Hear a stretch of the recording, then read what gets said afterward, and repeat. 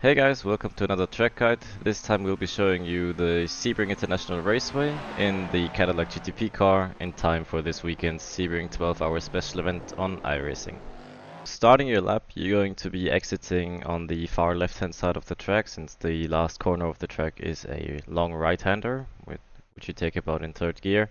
And you want to bring the car smoothly but still efficiently back over to the right in time for turn 1, which is a pretty fast left-hander in about fourth gear. And your reference point for this first corner will be this first kink in the or this final kink in the wall just before entering turn 1. And you want to brake just about 2-3 meters before that. You want to start inducing some brake pressure, and it'll be at full speed. It'll look something like this.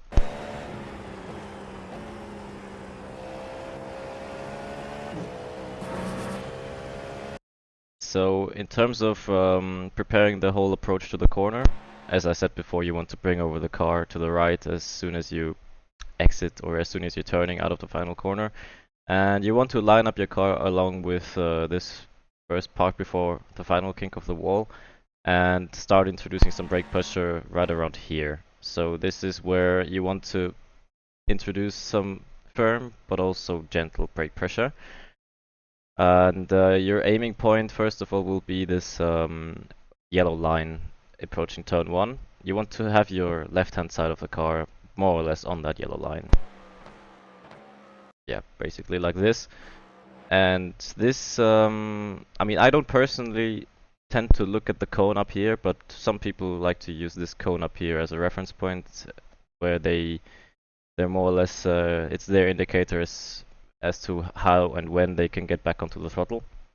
I usually go back on throttle a bit earlier than that, as soon as it comes into view, more or less. So right around this point, as soon as the cone starts coming into view, I like to go back on throttle. But important thing with the new tires as well is that the car, well, in general, the tires are a lot less grippy than they used to be, and also the car, I'm not sure if the weight has been increased as well, but also the car feels a lot more weighty, which is something you feel obviously both in high speed and low speed corners. So in high speed corners such as this one, you want to be a bit more patient as to how quickly you go back to full 100% throttle. So you'll see me going back to 100% right around here.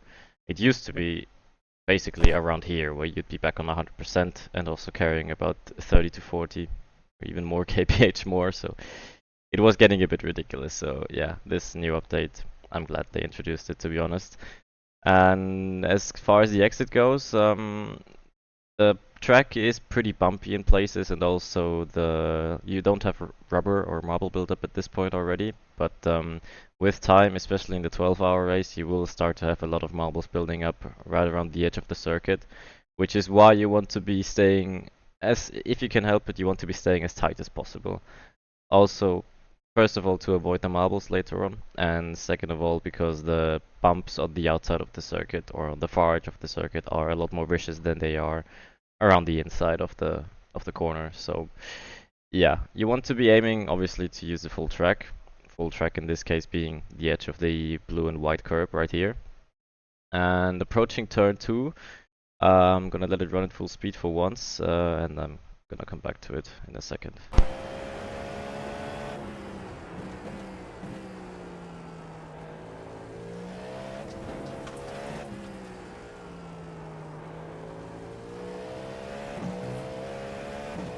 Yeah, so as far as the setup for turn 2 goes, you're exiting turn 1 and you're basically immediately into preparing the approach for turn 2. So right around this point, exiting the corner, you're aiming to not stay on the far right side of the circuit. You want to leave a little bit of a gap, right around the car width more or less, in order to set up the braking zone for turn 2, which is all the more important now since the tire update, or ever since the GTP got updated, because since the car is a lot more weighty, you have to be a lot more efficient as to how you approach your brake and how you use the grip available, which is a lot less, and B, also a lot more.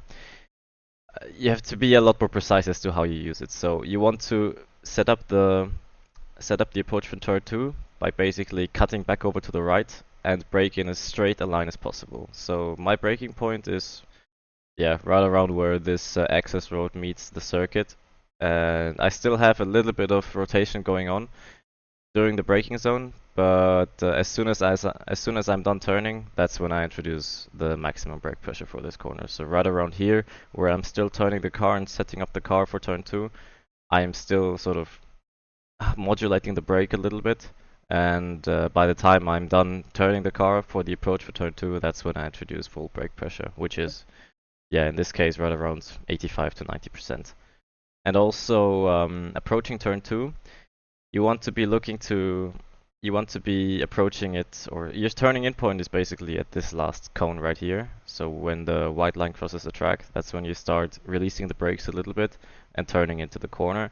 And you want to be aiming to just graze this inside part of the curb right here, or this inside curb in turn 2.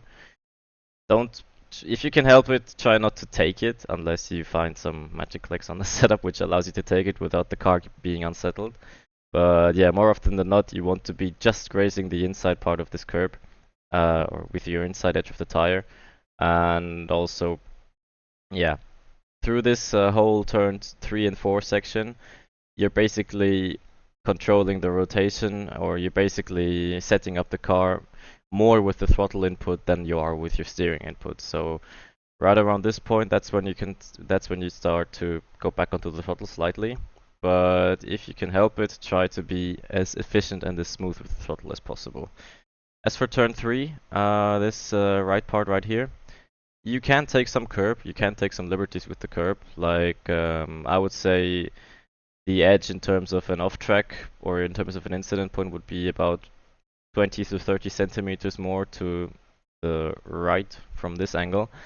But yeah, at some point you will also start to realize that if you get into a flow of things, it's more or less as to what you prefer, because taking the curb obviously saves you some distance, but also but there's also a bit of danger when going over the curb that it will unsettle your car. So you need to be pretty smooth with your throttle input.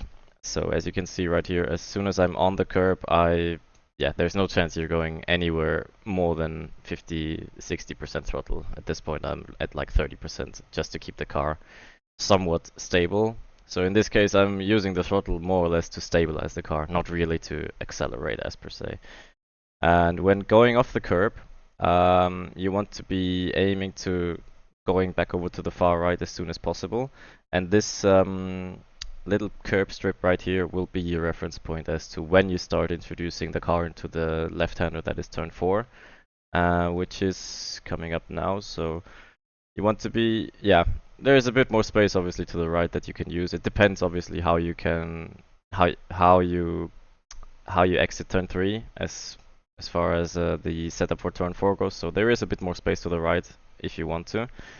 Yeah, in this case I didn't quite hit it, or I didn't quite nail it good enough, but yeah, it's still good enough for this purpose right here. So at the end of this curve, that's when I start to introduce some brake pressure and start turning into the corner. And from the inside, it will look somewhat like this. So in terms of when I start braking, as I said, yeah, more or less when this curve goes out of view, that's when I start to brake and turning the car into the corner. And also, the further you go into the stint, the more the car will be twitching from that setup or during the direction change from turn 3 to turn 4. So the further you go into the stint, the smoother you have to be with your throttle and brake inputs. So just be wary that this is the place usually where the car tends to go first in terms of when the rear grip starts to break away with more worn tires. So exiting turn 4, you want to, same as turn 3 basically, I start to introduce a bit of throttle pretty early on in the corner, I have to say. So this is when I start to release the brake completely.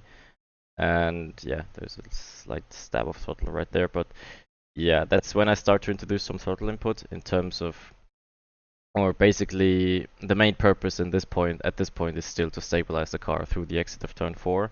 And then eventually, as soon as you start to feel the grip coming in and the car being ready to take some acceleration as well, that's when you start to increase your throttle input. So as far as this outside curb goes right here, I'm still a bit torn on as to how much you can use it now at this point with the new tire update. I've seen obviously some very quick laps where they completely yeeted over the curb. Yeah, I still like to avoid it because it just gives a bit more of a consistent exit from time to time. So if you're starting out on this track, I wouldn't advise to immediately start going for the curb right away.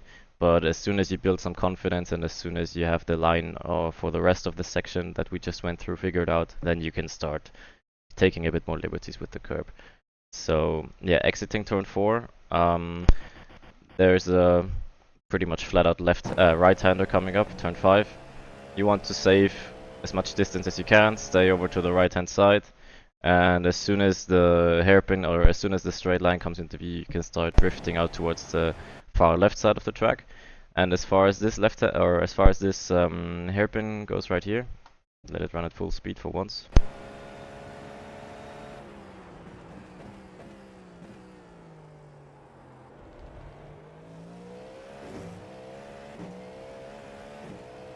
So as far as this hairpin goes right here, so as I said, exiting turn 5, which is the flat out right-hander, you want to bring over the car to the far left of the track at some point, obviously.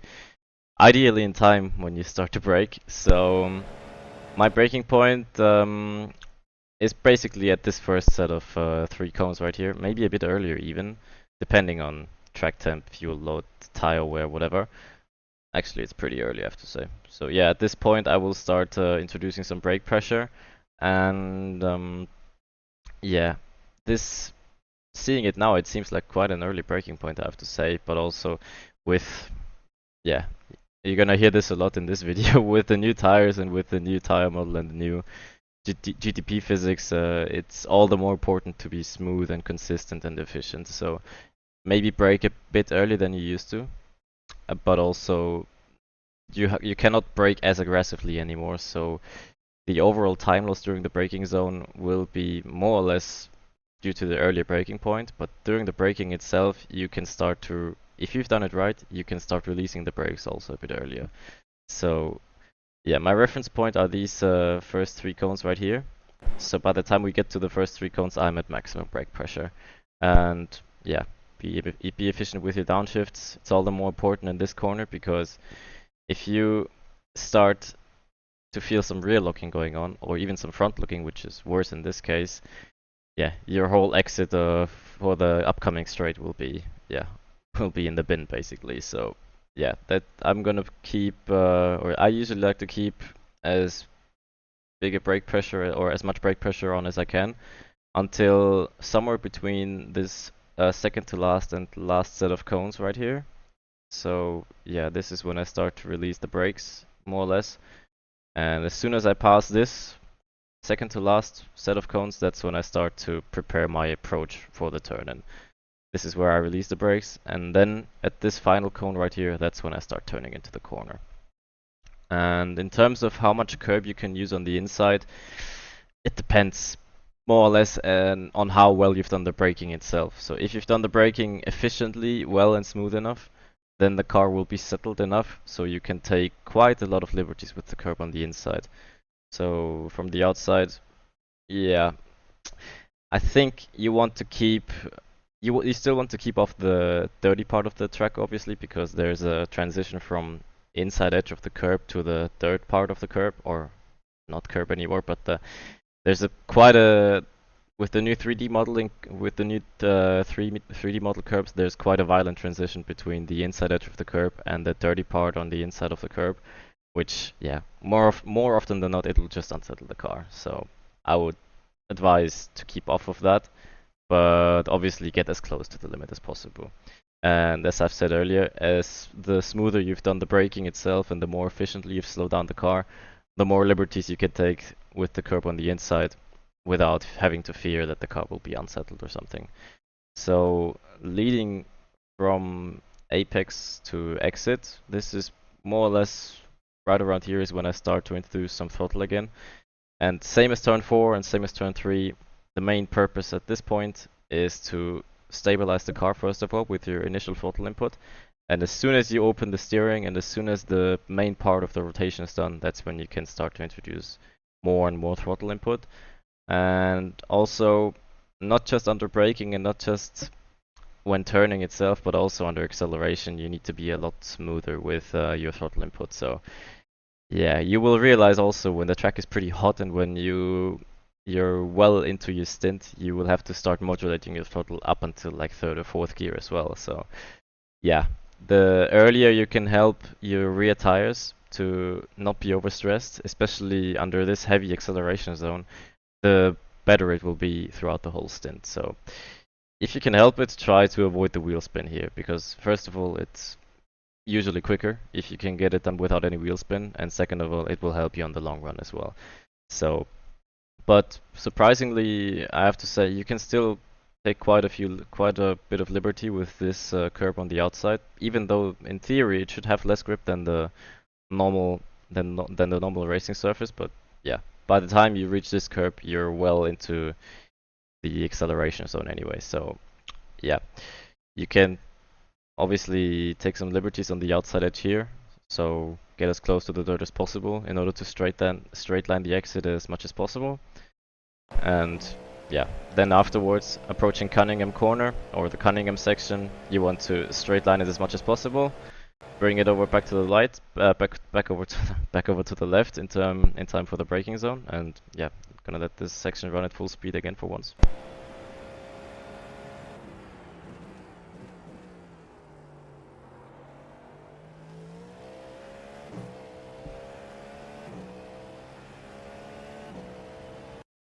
Yeah, so Cunningham corner right around here is you want to bring the car back over to the left as soon as you can, obviously in time for the braking zone.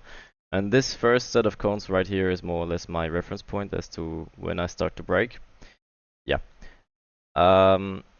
It's more or less a style thing. Like usually when I'm talking to other people in terms of how you want to brake in iRacing, I tend to realize more often than not that my braking points are quite early, comparatively speaking, but my initial input is pretty low as well. So by the time other people have their first input, I'm still at like 10-20% brake pressure, which is the sole purpose of that is to just smoothly introduce the car into the braking zone, which yeah, helps you with tire wear, helps you with consistency, with pace. As soon as you figure out the timing as to how early you can then release the brakes again, yeah, with pace it sometimes helps as well. So, but anyway, this first set of cones right here, this quadruple set of cones right here is my reference point as to when I want to be fully committed onto the brakes. So yeah, by the time we pass the cones, which are here, I'm more or less at my maximum brake pressure. I think I will go up to like 85, 90 at most. Yeah, bit brief moment of 95 brake pressure. Yeah, so I want to keep same as the hairpin, more or less maximum brake pressure on as long as the car is moving in a straight line. And this final cone right here will be my reference point as to when I start to go over to the trail braking phase and also turning the car into the corner. So yeah, this is where I start to release the brakes and also start turning the car into the corner. It is, in terms of ref range, I think most GTPs would get away with first gear, and I think the Acura is probably more viable in first gear here because it has quite a smooth torque curve, I have to say, or the traction in the Acura is usually quite good. But with most other cars, I would recommend staying in second gear because it just gives that little bit more security in terms of traction, and also the way you slow down the car right here. Like as soon as you over push the fronts into this corner here, the more the more issues you're going to have throughout the whole exit phase. Because yeah, if you can help it, try stay tighter around this right part right here, because this will help you then set up a straight and exit into the two left-handers coming up after Cunningham corner. So yeah, there is a brief moment of 100%, more or less, when the car is traveling straight. And as soon as you start going around the left-hander, it used to be, even with high grip, it used to be a bit on the edge as to how the car would react on throttle going through here. And now with reduced grip, obviously you have to be all the more careful. So as soon as you start turning into this left-hander right here, pretty much guaranteed that that you're going to have to modulate your throttle a little bit. So the better you've saved your tires throughout the stint, the less of this modulating you have to do. So the more worn your tires are, or the more aggressive you've been throughout the first part of the stint, the more it will come back to bite you through this part, more or less. So if you can help it, you're going to, if you can help it, obviously try and save rears around here. And the better you've done this first section, or the more efficient you've been staying more or less in the middle of this of the track right here, the more open the approach into the double left-hander will be, and the less modulating the less modulating work you will have to do. So, yeah, and more or less around, I would say right around here is when you can start going back onto full throttle on fresh tires at least. Yeah, right around here. So the upcoming section, Tower Corner, is a bit of a tricky one as well. I'm gonna let it run at full speed for once again.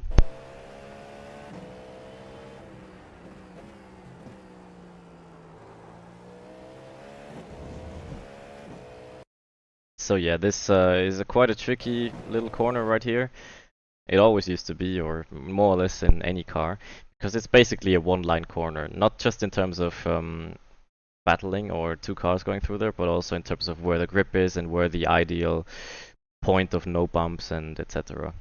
are more or less for this corner. So yeah, it's all the more essential that you don't over push the entry in this corner, because it's, yeah, there is no way you're going to gain massive amounts of time through this corner. So this corner is more or less, you want to carry the lap time you have up until that point in the lap. So in terms of approaching it, yeah, I want to start, usually you start to introduce some brake pressure right around here, just to get the car ready for the braking zone itself.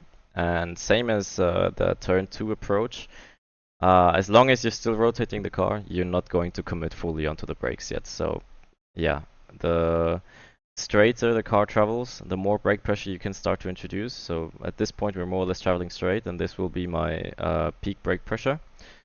And right around here, yeah, right around here is usually when you I missed the apex slightly in this corner, but yeah, the more efficiently you can slow down the car approaching Tower Corner, the more freedom you will have on the apex. So this is a corner where you realize pretty quickly when you've overdone it on the entry already. So in this corner, it's more or less about the exit. So at this point, yeah, you want to be aiming to obviously not run wide, and also right around where this big, where this patch of, I don't know what it is, where this black stripe right here crosses over into your line. That's when you start to releasing the brakes again and turning into the corner. And you can take some liberties with the inside of this curb right here. But also you shouldn't overdo it, obviously. Same as turn 2 apex basically, where if you just graze it, it will usually just be a little bit of an unsettling, but only over the front axle. If it unsettles the rear axle, it's a bit more of an issue, because it will then also hamper your exit quite a lot. But if you only graze it with your right front, it will, yeah, just pick up the car very briefly, but it shouldn't be too much of an issue in terms of exiting the corner. And also in terms of when you want to be back onto full throttle again, yeah, in this corner, it's basically same as every other corner before. You want to stabilize the car on throttle, and as soon as you start to travel more or less in a straight line again, that's when you can start going back onto full throttle. And also, ever since they remodeled the curbs on the exit here, yeah, I wouldn't advise taking too many liberties with the curb. I think on this lap, yeah,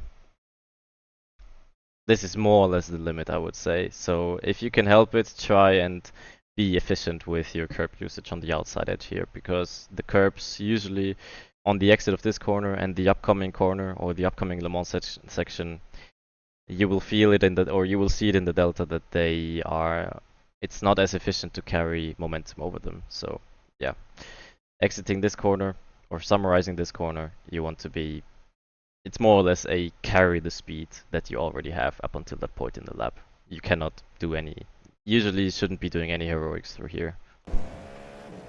So the upcoming Le Mans section right here is also quite a tricky point in terms of traffic, but yeah, I'm gonna just let it run at full speed for once.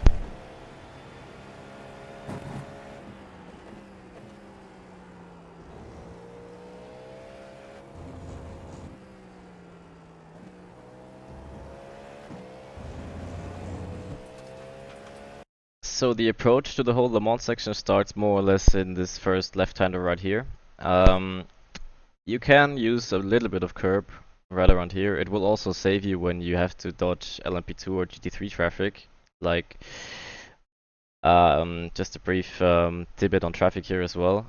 If you can help it, like, try at all costs, or the essential part when going down this straight is more or less communication. Like, if you're approaching a GT3 or an LMP2 or whatever it is, you want to be as committed, or you want people to understand what you're going for. Like, flashing, making your intentions clear quite early on is usually the way to go. And usually, if you have to pass a GT3 or a GT3 or an LMP2, you want to be passing them on the right side, because if you pass them on the left side and you end up too far to the inside of this curb right here, this is quite a vicious curb ever since they brought the 3D modeling, and you don't want to be stuck on this part right here. Same, I mean, obviously the GT3 doesn't really want to be stuck on the inside as well, but as a GTP you have more freedom around the outside here, because you have the downforce, you have the grip, you have the speed. So if you can help it, try and pass people around the outside here if you're in a GTP car, and vice versa. If you're in a GT3, try and make your intentions clear that you want to be staying on the left side when approaching these two left-handers before the Le Mans section. So as far as the corner itself goes, I like to take a little bit of liberties with this final curb right here, go over it, and my braking point will be more or less between the end of the curb and this first set of cones right here. This is where I already start to introduce a little bit of brake pressure, and I'm fully committed onto the brakes as soon as this curb ends right here, more or less. So yeah, same as before, slow down the car as efficiently as you can, as long as it's traveling in a straight line.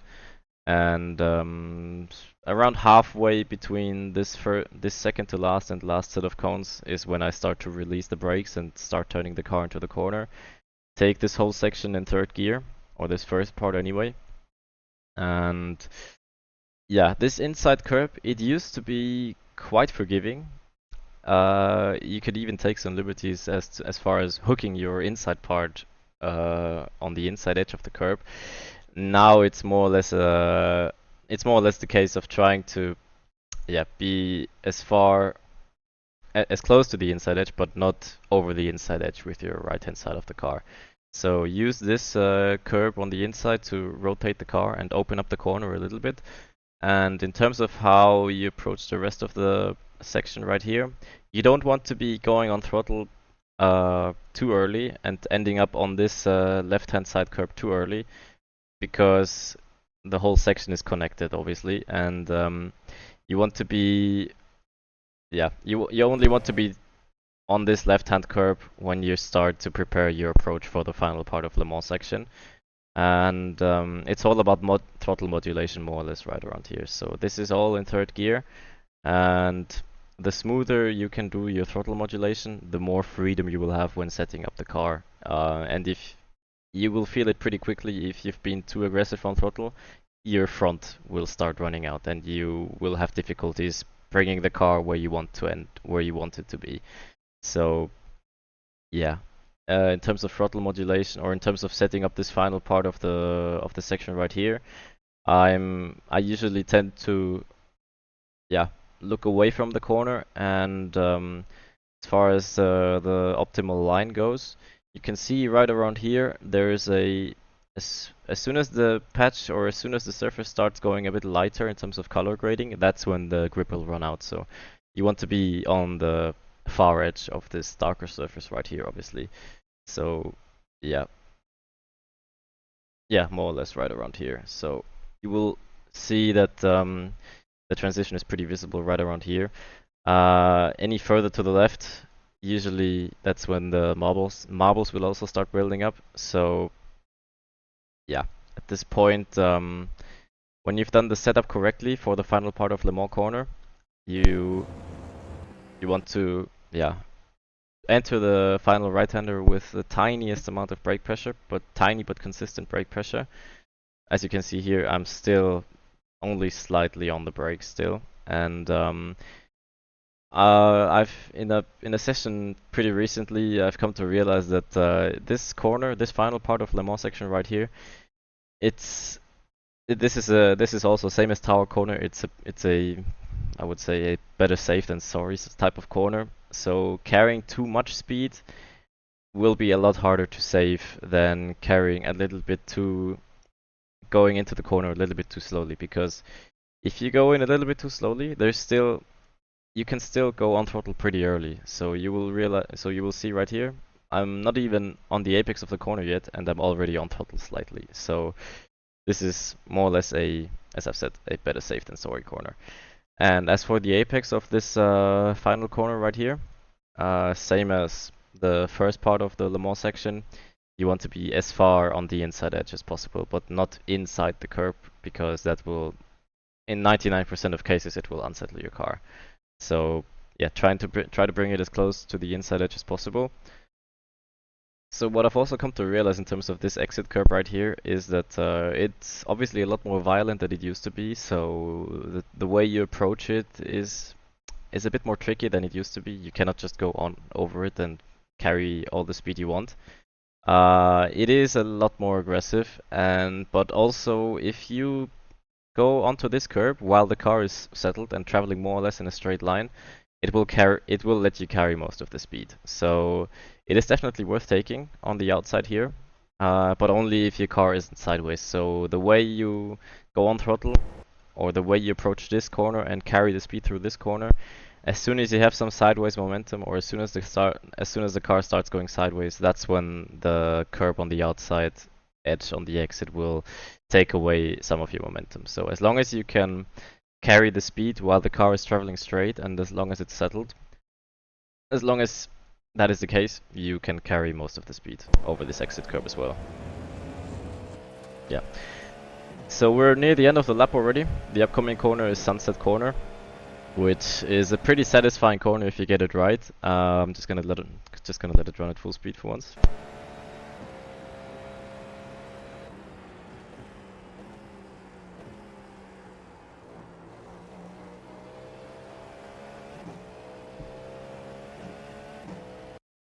So yeah, in terms of approach, you want to obviously be on the far left-hand side of the track, and my reference point is more or less between this set of 3 and this set of 2 cones right here.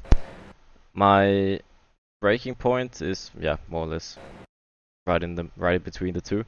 And also to take in mind is that or something important to take into account is that this is more or less this is one of the places where you will start to feel the marble build up quite early on as well, which is why you want to get used to a not a completely tight approach, but also not a completely wide approach, because the wide approach with time will lead you into the marbles. So my reference point, yeah, is more or less my left-hand side of the car on this white line on the outside here. As you can see here, I don't really cross over into beyond the white line, only very briefly with my left-hand side. And it's all about slowing the car down while keeping some rotation on. So same as before, do most of the slowing down work while the car is traveling in a straight line. But there is not a lot of straight line travel, obviously, because it's a continuous corner. So it's all the more important that you're efficient and smooth with your brake inputs. So all the way through the entry of Sunset, I keep a little bit of brake pressure on, right around 10 to 15%.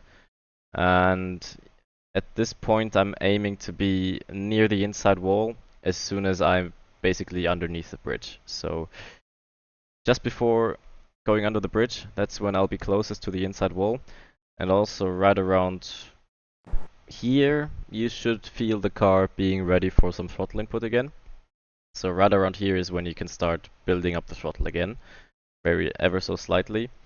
But same as before, initial throttle input is to stabilize the car, get it settled, and get it prepared and get it rotated for the exit. And as soon as you feel the car ready for more lateral load on the rear, that's when you can start introducing a bit more throttle input, and you continuously go back onto full throttle again. And if you can help it, try and stay as far away from the wall as possible, because it may look like a lot of available space, but this wall will come up to you pretty quickly if you're not careful. So you will run out of front end, or you will run out of rotation pretty quickly.